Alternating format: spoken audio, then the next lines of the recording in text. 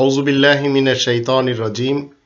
ক্বালা রাব্বি ইশরাহ লি সাদরি ওয়া ইয়াসসির লি আমরি ওয়াহলুল উকদাতাম মিন লিসানি ইয়াফকাহু কওলি। সম্মানিত দর্শক এবং শ্রোতাবৃন্দ, আপনাদের সকলকে জানাই আসসালামু আলাইকুম ওয়া রাহমাতুল্লাহ। কোরআনের মুহাম্মাদুর রাসূলুল্লাহ ওয়া খাতামান নাবিয়িনের খিলাফ আরব ইতিহাসের মোহাম্মদ সাহেবের 11টি টাটকা মিথ্যা হাদিস, যা মুসলমান সমাজ মেনে চলেছে। আপনাকে আমাকে জানতে হবে, আয়াত প্রচারের কারণে প্রশংসিত ব্যক্তি হলো মুহাম্মদ। আপনার জীবনে যদি আপনি কোরআনের আয়াত প্রচার করেন, তো আল্লাহ তাআলার দৃষ্টিতে আপনি হবেন প্রশংসিত মুহাম্মদ। কিন্তু আপনি যদি মুহাম্মদ ইবনে আব্দুল্লাহ সাহেবের হাদিস প্রচার করেন, তাহলে আপনাকে প্রশংসিত ব্যক্তিদের তালিকায় আল্লাহ কখনো আনবেন না।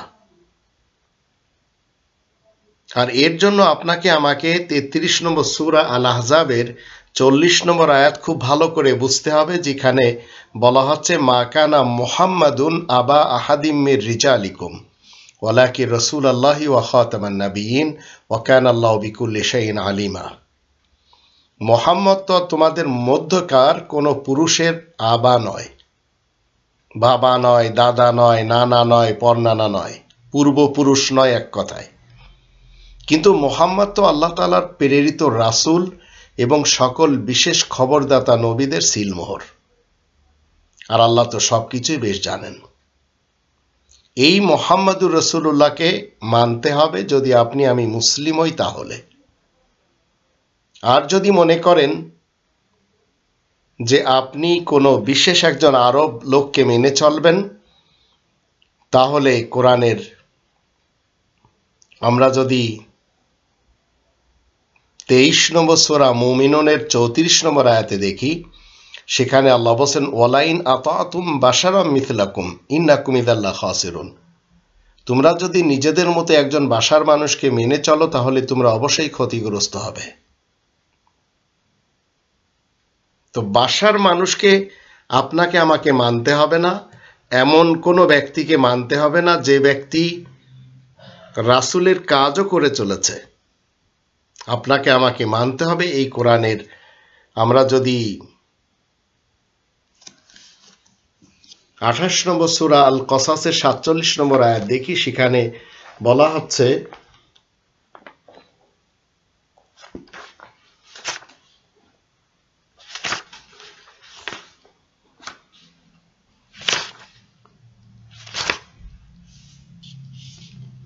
ওয়ালাউলা আন তুসিবাহুম মুসিবাতুম বিমা কদ্দামাত আইদিহিম ফায়াকুলু রব্বানা লাউলা আরসালতা ইলাইনা রাসূলান ফানাত্তাবিআ আয়াতিকা ওয়া নাকুনা মিনাল মুমিনিন। আর যদি মানুষেরা নিজেদের কাজকর্মের জন্য যা তাদের হাত দুটো আগাম পাঠিয়ে দিয়েছে, কোনো বিপদ আপদ এসে যায়, তখন তারা বলতে থাকবে, হে আমাদের রব, আপনি কেন আমাদের কাছে কোনো বার্তাবাহক রাসূল পাঠাননি, যাতে আমরা আপনার আয়াতসমূহের অনুসরণ করতে সক্ষম হতাম আর আমরা সবাই বিশ্বাসী হতে পারতাম। তো এখানে বলা হচ্ছে কি, লাউলা আরসালতা ইলাইনা রাসূলান ফানাত্তাবিআ আয়াতিকা। রাসূল আল্লাহ পাঠান, তো রাসূল পাঠালে আপনাকে রাসূলের মুখ থেকে যে আয়াতটি দেওয়া হবে সেটি মানতে হবে। আর এই কোরআন হচ্ছে সম্পূর্ণরূপে 69 নম্বর সূরা আল হাক্কা এর 40 নম্বর আয়াত মতে, ইন্নাহু লাকাউলু রাসূলিন কারীম, নিশ্চয় এই কোরআন সম্মানিত রাসূলের মুখের বাণী। তো রাসূলের মুখের বাণী আপনাকে আমাকে মেনে চলতে হবে, কোনো ব্যক্তির অনুসরণ করতে হবে না। তো আয়াত প্রচারের কারণে প্রশংসিত ব্যক্তি হচ্ছে মুহাম্মদ। আর রাসূলুল্লাহর অর্থ আল্লাহ তাআলার বার্তাবাহক, খাতামান নাবিয়িনের অর্থ বিশেষ খবরদাতা নবীদের সিলমোহর। তো আরব ইতিহাসের এবং হাদিস আর রিওয়ায়াতের দৃষ্টিতে যে মুহাম্মদ সাহেবের ইতিহাস আমরা পড়ি, তার 8টি সন্তান রয়েছে, তার ভিতরে 4টি পুরুষ সন্তান। আর কোরআনের 33 নম্বর সূরা আল আহজাবের 40 নম্বর আয়াত থেকে আমরা কি জানলাম, মুহাম্মদ তোমাদের মধ্যকার কোনো পুরুষের বাবা, দাদা, নানা, পরনানা অন্তত নন। ওয়ালাকিন রাসূলুল্লাহ ওয়া খাতামান নবিয়্যিন, কিন্তু আল্লাহ তাআলার বার্তাবাহক এবং সকল বিশেষ খবরদাতা নবীদের সিলমোহর।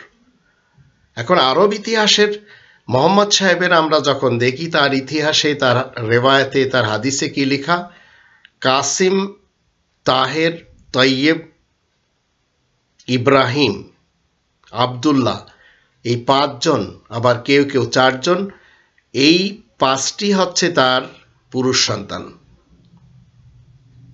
কাসিম, তাহের, তৈয়ব, আব্দুল্লাহ, ইব্রাহিম। আর জাইনাব, রুকাইয়া, উম্মে কুলসুম, ফাতেমা, এই 4 জন হচ্ছে তার মেয়ে সন্তান, কন্যা সন্তান। আর কোরআনের মুহাম্মাদুর রাসূলুল্লাহ তোমাদের মধ্যকার কোনো পুরুষের বাবা, দাদা, নানা, পরনানা নন। এখন আরব ইতিহাসের মোহাম্মদ সাহেবকে কেন মেনে চলতে হবে কোরআনের মুহাম্মাদুর রাসূলুল্লাহকে বাদ দিয়ে? 2 নম্বর সূরা আল বাকারার 134 এবং 141 আয়াত দুটিতে আল্লাহ বলেন, তিলকা উম্মাতুন কদ খালাত লাহা মা কাসাবাত ওয়া লাকুম মা কাসাবতুম ওয়া লা তুসআলুনা আম্মা কানু ইয়ামালুন। তারা ছিল দূর অতীতের একটি দল, তারা চলে গেছে। যা তারা কামাই করেছে তা তাদের জন্য, তোমরা যা কামাই করবে তোমাদের জন্য, আর তাদের কাজকর্ম সম্পর্কে তোমাদেরকে জিজ্ঞাসা করা হবে না। তা এখন আমি আপনাদের সামনে যে 11টি মোহাম্মদ সাহেবের টাটকা মিথ্যা হাদিস তুলে ধরব, আপনারা দেখবেন সেই হাদিসগুলি কোরআনের অনেকগুলি আয়াতের বিরুদ্ধে, যা মুহাম্মাদুর রাসূলুল্লাহর পক্ষ থেকে সত্যায়িত না।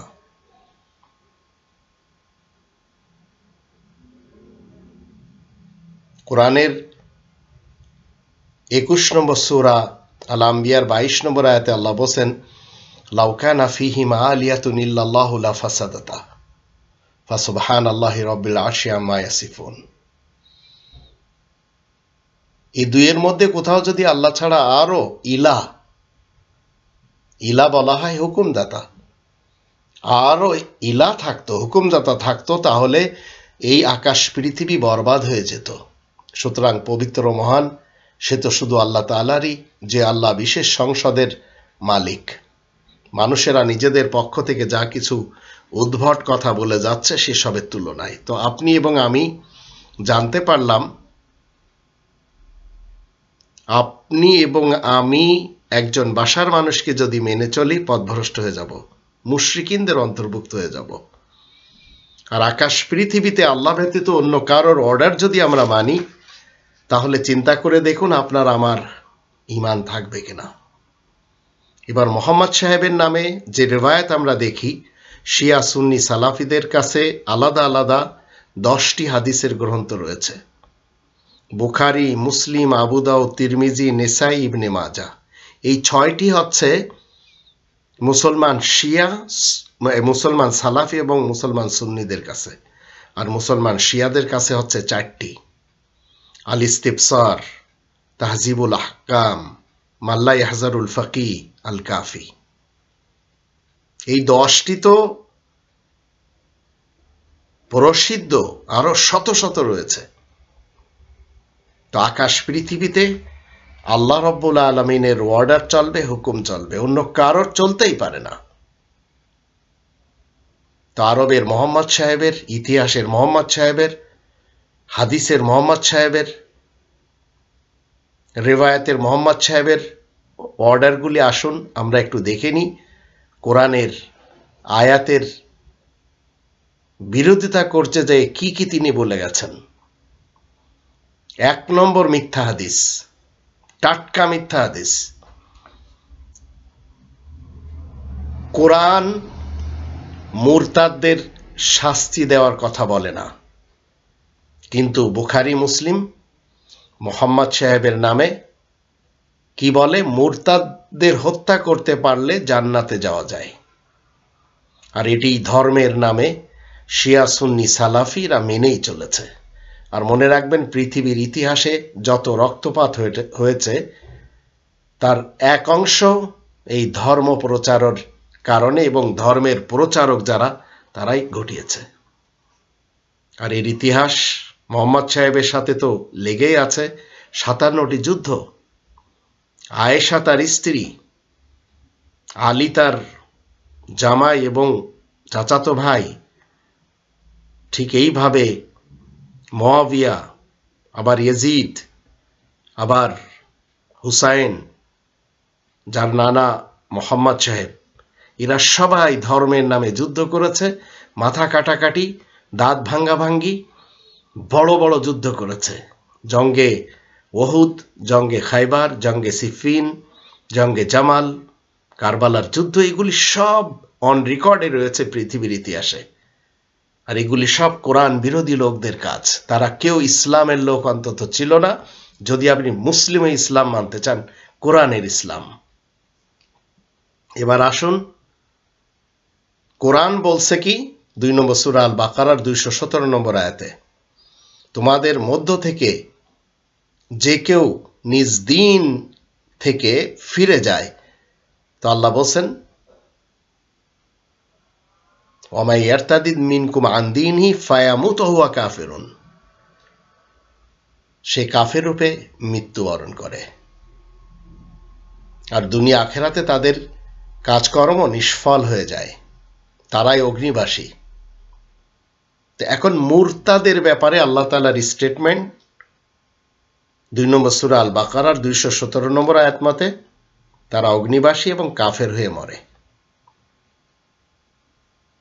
আর 3 নম্বর সূরা আল ইমরানের 106 নম্বর আয়াত মতে, সেদিন কতক মুখ উজ্জ্বল হবে এবং কতক মুখ কালো হবে। যাদের মুখ কালো হবে তাদেরকে কি বলা হবে? ঈমান আনয়নের পর আকাফারতুম বাদা ঈমানিকুম, ঈমান আনয়নের পর কি তোমরা অবিশ্বাস করেছিলে?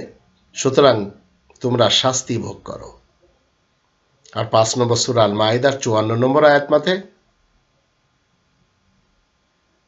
হে মুমিনগণ, তোমাদের মধ্যে কেউ নিজ দিন হতে ফিরে গেলে নিশ্চয় আল্লাহ এমন এক সম্প্রদায় আনবেন যাদেরকে আল্লাহ ভালোবাসবেন আর যারা তাকে ভালোবাসবে। আর 9 নম্বর সূরা তাওবার 74 নম্বর আয়াত মতে, তারা আল্লাহ তাআলা শপথ করে যে তারা কিছুই বলেনি, কিন্তু তারা তো কুফরির কথা বলেছে। ওয়ালাকাদ ক্বালু কালিমাতাল কুফর, এবং ইসলাম গ্রহণের পর কাফের হয়েছে, কিন্তু তারা মুখ ফিরিয়ে নিলে আল্লাহ দুনিয়া ও আখিরাতে তাদেরকে মর্মান্তিক শাস্তি দিবেন। আর 16 নম্বর সূরা নাহালের 106 নম্বর আয়াত মতে, যে কেউ ঈমান আনার পর আল্লাহকে অস্বীকার করবে আর কুফরের জন্য হৃদয় উন্মুক্ত রাখবে, তার উপর আপতিত হবে আল্লাহ তাআলার গজব এবং তার জন্য আছে মহাশাস্তি। তো এই যে কোরআনের আয়াতগুলি, এর বিরুদ্ধে মোহাম্মদ সাহেবের হাদিস বুখারী এবং মুসলিমে রয়েছে। বুখারী মুসলিমে কি রয়েছে? এই আয়াতগুলি থেকে আমরা জানলাম যারা দ্বীন ইসলাম ত্যাগ করে তাদেরকে হত্যা করার অধিকার আল্লাহ কাউকে দেননি, কিন্তু দ্বীন ইসলাম ত্যাগকারী যে মুসলিম জামাত হতে বিচ্ছিন্ন হয়ে গেছে তাকে হত্যা করা হালাল। মিশকাতের 7 নম্বর খণ্ডের 4172, 4253, 4260, 4270 এই হাদিসগুলি খুলে দেখতে পারেন। যে কেউ তার দ্বীন ইসলাম পরিবর্তন করবে, মুরতাদ হবে, তাকে হত্যা করো। মিশকাত 7 নম্বর খণ্ডের 4251 হাদিস। যখন কোনো বান্দা শিরিকের দিকে পালিয়ে যায় তখন তার হত্যা করা হালাল। আবু দাউদ মিশকাত 4266 হাদিস। তো আল্লাহ ধর্মত্যাগীদের হত্যা নির্দেশ দেননি, ইসলাম ত্যাগকারীদেরকে হত্যার নির্দেশ দিয়ে মোহাম্মদ সাহেব কি করেছেন? আয়াত বিরোধী কাজ করেছেন। আর এই হাদিসগুলি আমাদের সমাজে খুব মানা হচ্ছে। ইসলামিক ফাউন্ডেশন নামক যে আমাদের দেশে ফাউন্ডেশন রয়েছে তারাও এটি প্রিন্ট করেছে এবং 3 লক্ষ মসজিদে এইসব রিওয়ায়াত শোনায় আমাদের দেশের হুজুর সমাজ। এইবার আসুন 2 নম্বর কোরআনের বিরুদ্ধে মোহাম্মদ সাহেবের রিওয়ায়াত আমরা জানব। কোরআনে জিনা এবং চুরি করলে শাস্তি রয়েছে, আর বুখারী সাহেবের গ্রন্থে আর মুসলিম সাহেবের গ্রন্থে জান্নাত রয়েছে। কোরআনে কি বলছে? 5 নম্বর সূরা আল মায়েদার 38 আয়াত মতে ওয়াসারিকু ওয়াসারিকাতু ফাকতাউ আইদিয়াহুমা, পুরুষ চোর এবং নারী চোর তাদের চুরির হাতকে তোমরা কর্তন করে দিবে। আর 24 নম্বর সূরা আর নূরের 2 নম্বর আয়াত মতে আযানিয়াতু ওয়াযানি ফাজলিদু কুল্লা ওয়াহিদিম মিনহুমা মিয়াতা জালদা, জিনাকারিনী ও জিনাকারী তাদের প্রত্যেককে 100 বেত্রাঘাত করবে। এই হচ্ছে কোরআনের বিধান, মুহাম্মাদুর রাসূলুল্লাহর খাতামান নাবিয়িনের মাধ্যম দিয়ে সত্যায়িত। এবার আসুন মোহাম্মদ ইবনে আব্দুল্লাহ সাহেব কি বলছেন এর বিরুদ্ধে। বুখারী মুসলিমে আল্লাহর কোনো বান্দা বলবে লা ইলাহা ইল্লাল্লাহ, আল্লাহ ব্যতীত কোনো ইলাহ নেই, এবং এই অবস্থায় মারা যাবে, সে জান্নাতে যাবে যদিও সে চুরি করে ও জিনা করে। এই কথাটি 3 বার, যদিও সে চুরি করে ও জিনা করে, যদিও সে চুরি করে ও জিনা করে। মিশকাতের 1ম খণ্ডে 24 নম্বর হাদিস। আর যে ব্যক্তি আল্লাহর সমীপে দাঁড়ানোর ভয় করে তার জন্য 2টি জান্নাত রয়েছে, যদিও সে চুরি করে ও জিনা করে, যদিও সে চুরি করে এবং জিনা করে, যদিও সে চুরি করে এবং জিনা করে। আহমদ, মিশকাত 2266 হাদিস। তো চোর এবং জিনাকারীকে আল্লাহ জান্নাতে যাওয়ার প্রতিশ্রুতি দিচ্ছেন না, কিন্তু মোহাম্মদ সাহেব দিচ্ছেন কোরআনের আয়াতের বিরুদ্ধে যে। আর এটি মুসলমান সমাজ মেনেই চলেছে দেদর্সে। আর এগুলি পড়ানো হয় বড় বড় মাদ্রাসাতে। আমাদের দেশে তো 1,20,000-এর মতো মাদ্রাসা রয়েছে, যার ভিতর বড় বড় মাদ্রাসাগুলিতে এগুলি শেখানো হয়। এবার আসুন 3 নম্বর টাটকা মিথ্যা হাদিস মোহাম্মদ সাহেবের পক্ষ থেকে, তার উম্মতেরা প্রচার করে, মানে এবং সেগুলি কোরআন বিরোধী। 3 নম্বরে হচ্ছে কোরআনে জান্নাতে ফিরাউনের স্ত্রীর একটি ঘরের আবেদন রয়েছে, কিন্তু প্রচলিত হাদিসে হাজার হাজার গৃহের ব্যবস্থা করে দেওয়া হয়েছে। কোরআনে কি বলা হচ্ছে? 66 নম্বর সূরা আর তাহরিমের 11 নম্বর আয়াত মতে রব্বিবনিলি ইনদাকা বাইতান ফিল জান্নাহ, ফিরাউনের স্ত্রীর দৃষ্টান্ত, সে প্রার্থনা করে, হে আমার রব, আপনার সন্নিধানে আমার জন্য একটি বাইতান, একটি গৃহ নির্মাণ করেন, আর আমাকে উদ্ধার করেন দেশপ্রধান এবং তার দুষ্কৃতি হতে, আর আমাকে উদ্ধার করেন জালিম সম্প্রদায় হতে। এখন প্রচলিত হাদিসে কুলু আল্লাহু আহাদ 10 বার পড়লে জান্নাতে 1টি, 20 বার পড়লে 2টি এবং 30 বার পড়লে 3টি ঘর তৈরি হবে। দারিমি, মিশকাত 2082 হাদিস।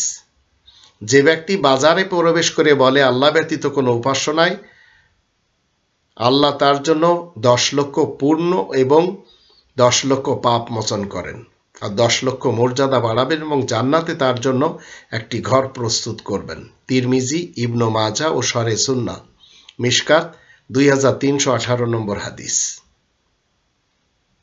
তো এগুলি মোহাম্মদ সাহেব বলেছেন, তাই এগুলি অন রেকর্ডে রয়েছে। আর এই মোহাম্মদ সাহেব হলেন আরব ইতিহাসের একজন ব্যক্তি, কিন্তু কোরআনের মুহাম্মাদুর রাসূলুল্লাহর খাতামান নাবিয়িনের মাধ্যম দিয়ে এটি সত্যায়িত নয় এই রিওয়ায়াতগুলি। এবার আসুন 4 নম্বর মিথ্যা এবং টাটকা হাদিস মোহাম্মদ সাহেবের পক্ষ থেকে। কোরআন বলছে লা ইলাহা ইল্লাল্লাহ, এতে অহংকার করে, আর বুখারী আর মুসলিম বলে জান্নাতে যাবে। কোরআনে বলা হচ্ছে ইন্নাহুম কানু ইযা কিলা লাহুম লা ইলাহা ইল্লাল্লাহু ইস্তাকবিরুন, 37 নম্বর সূরা সফাতের 35 নম্বর আয়াত। তাদেরকে লা ইলাহা ইল্লাল্লাহ বলা হলে তারা অহংকার করে। তওবা তাদের জন্য নয় যারা আজীবন মন্দ কাজ করে। ওয়ালাইসাতি তাওবাতু লিল্লাযিনা ইয়ামালুনাস সাইয়্যাত, অবশেষে তাদের কারো মৃত্যু উপস্থিত হলে সে বলে আমি এখন তওবা করছি, 4 নম্বর সূরা আন-নিসা এর 18 নম্বর আয়াত। কিন্তু মোহাম্মদ সাহেব মতে বুখারী মুসলিমে আল্লাহর কোনো বান্দা বলবে লা ইলাহা ইল্লাল্লাহ এবং এই অবস্থায় মারা যাবে, সে জান্নাতে যাবে। মিশকাতের 24 এবং 33 হাদিস। মরার সময় কলেমা পড়লে জান্নাতে যাওয়া যাবে, এটি ইতিহাসের মোহাম্মদ সাহেবের মতে, কোরআনের মতে না। চিন্তা করে দেখুন, কোরআনের মুহাম্মাদুর রাসূলুল্লাহর খাতামান নবীন কি, সত্যায়িত করা হাদিস কি, যখন মানুষকে লা ইলাহা ইল্লাল্লাহ এই দিকে বলা হয় তখন তারা অহংকার করে। আর যারা কন্টিনিউ দুর্নীতিবাজ, দুষ্কৃতিকারী, ভ্রষ্টাচার এবং নৈরাজ্য সৃষ্টিকারী, এরা যখন মৃত্যুবরণ করে তখন কুফরির মৃত্যুবরণ করে।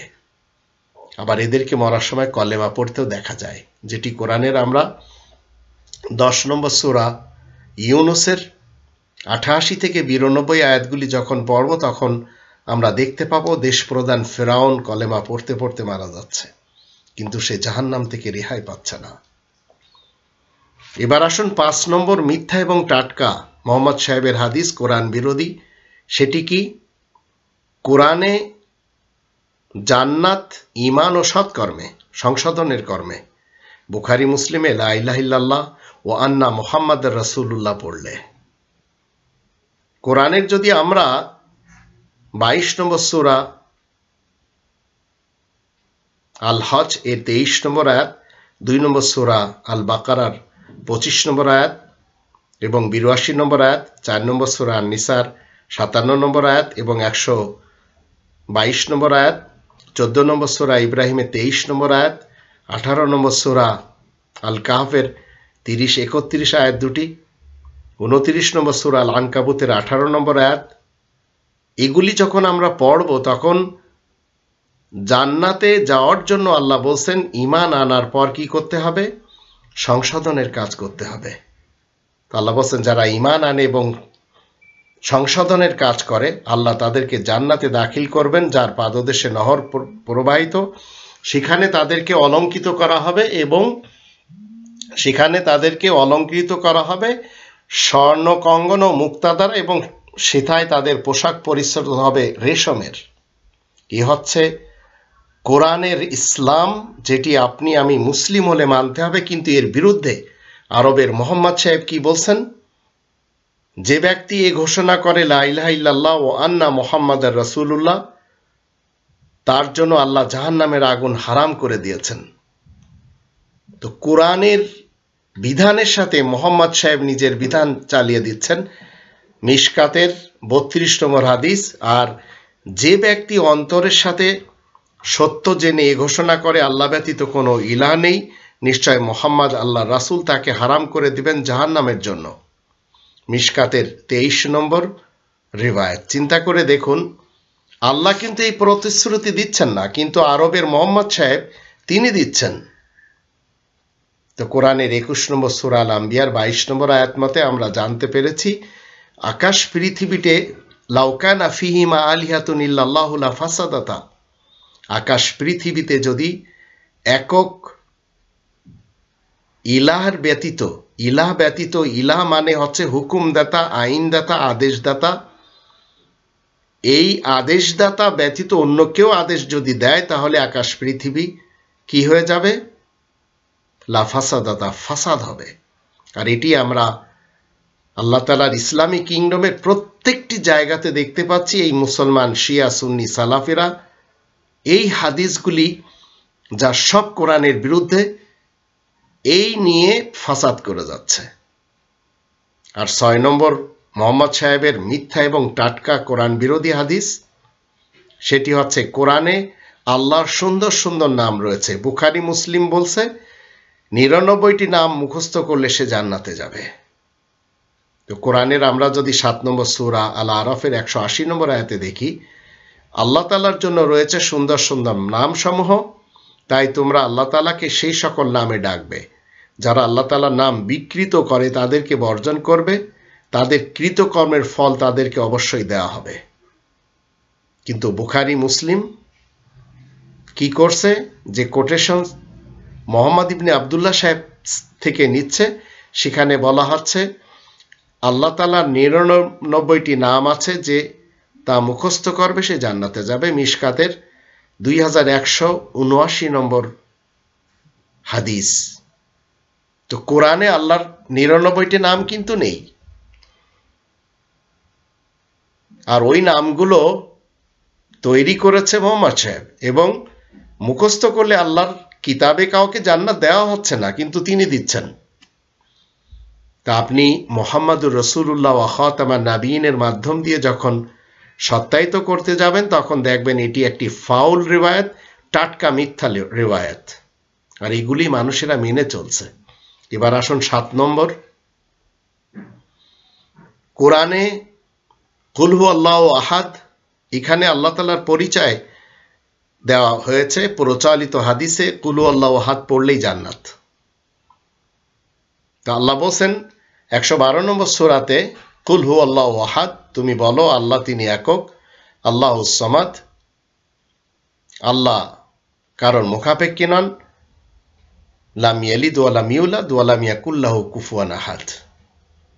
আল্লাহ কাউকে জন্ম দেননি এবং কারো থেকে জন্ম নেননি, আর কোনো দিক থেকেই আল্লাহ তাআলার সমকক্ষ কেউ হতেই পারে না।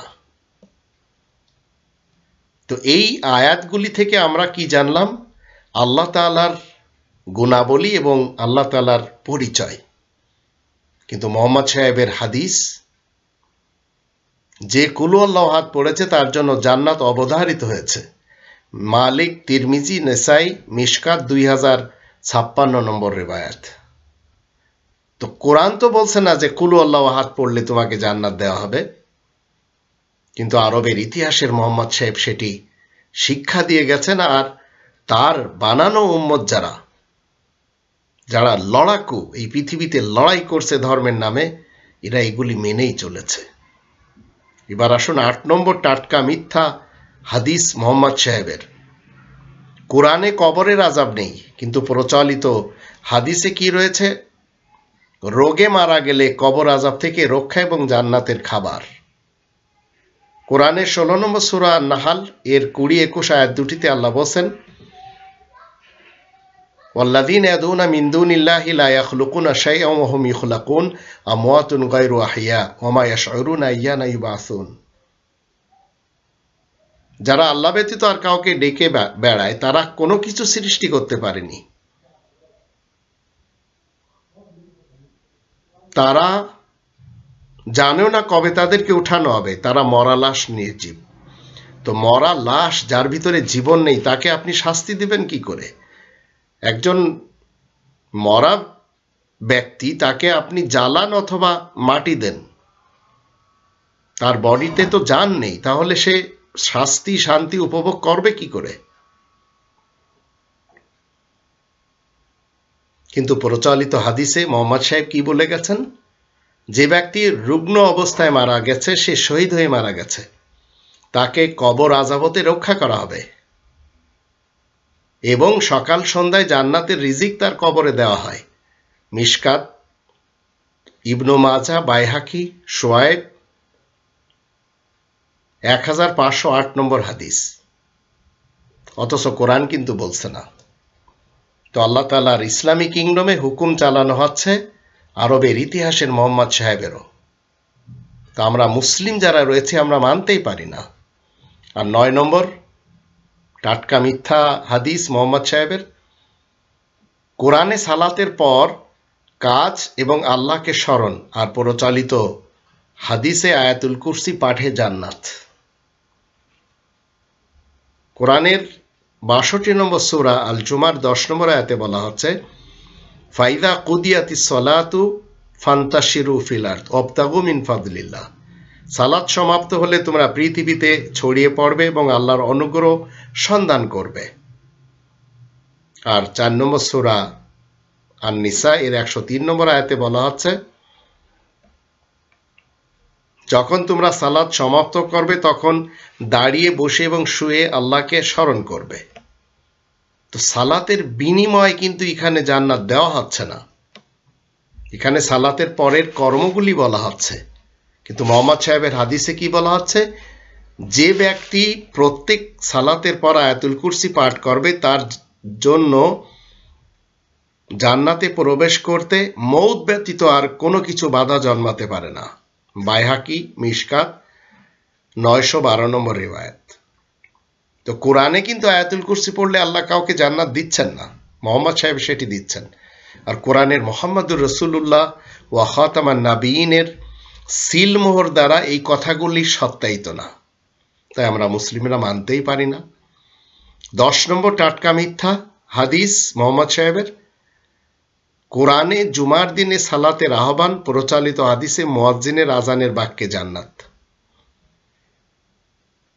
কোরআনের 62 নম্বর সূরা আল জুমা এর 9 নম্বর আয়াতে বলা হচ্ছে, ইয়া আইয়ুহাল্লাযীনা আমানু ইযা নুদিয়া লিস-সালাতি মিন ইয়াউমিল জুমআতি ফাসআউ ইলা যিকরিল্লাহি ওয়া যারুল বাই যালিকুম খায়রুল লাকুম। হে মুমিনগণ, জুমার দিনে যখন নামাজের জন্য আহ্বান করা হয় তখন তোমরা আল্লাহ তাআলার বিশেষ স্মরণের দিকে কি হও, ধাবিত হয় এবং ক্রয় বিক্রয় ত্যাগ করো, এ তোমাদের জন্য শ্রেয় যদি তোমরা উপলব্ধি করো।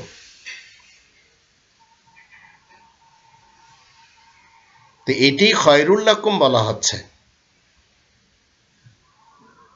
কিন্তু মুসলিম সাহেব কি বলছেন, যখন মুয়াজ্জিন বলে আল্লাহু আকবার আল্লাহু আকবার, যদি তোমাদের কেউ বলে আল্লাহু আকবার আল্লাহু আকবার, অতঃপর মুয়াজ্জিন বলে লা ইলাহা ইল্লাল্লাহ, সেও বলে লা ইলাহা ইল্লাল্লাহ, অন্তর হতে সে জান্নাতে প্রবেশ করবে। মিশকাতের 607 নম্বর রিওয়ায়াত এবং নেসাইতে 625 নম্বর রিওয়ায়াত মিশকাতের। তো আপনি আল্লাহু আকবার বলছেন, সাথে শ্রবণকারীরাও আল্লাহু আকবার বলছে, তাহলে এটা কি হলো?